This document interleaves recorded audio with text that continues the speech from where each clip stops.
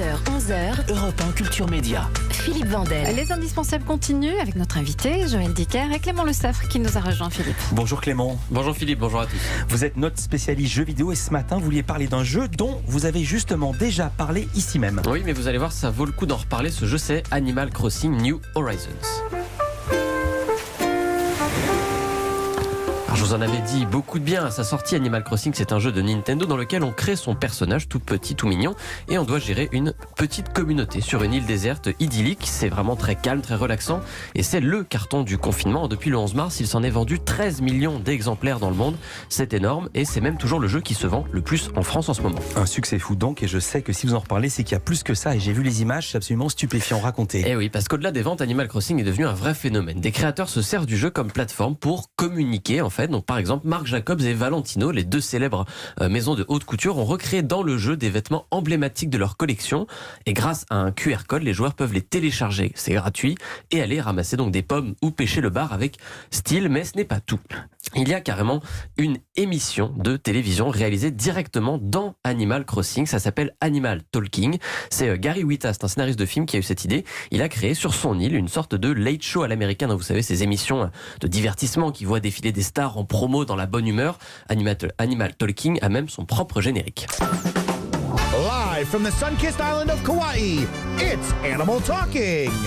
And now, because he doesn't have anything better to do, here's your host, Gary Whitta. Welcome to Animal Talking, the world's first fully virtual interactive celebrity talk show that is entirely staged, produced and broadcast from inside a video game.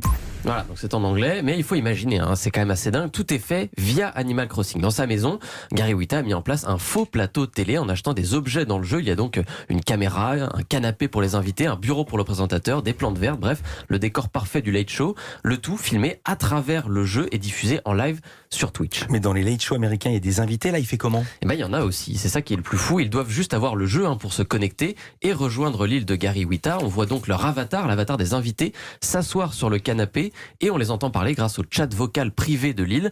Quelques célébrités se sont d'ailleurs prêtées au jeu, par exemple Elijah Wood, l'acteur qui joue Frodon dans Le Seigneur des Anneaux. Et puis ça permet aussi de faire des lives musicaux. Il y a quelques jours, c'était le rappeur T-Pain. Ladies and gentlemen, performing live, T-Pain.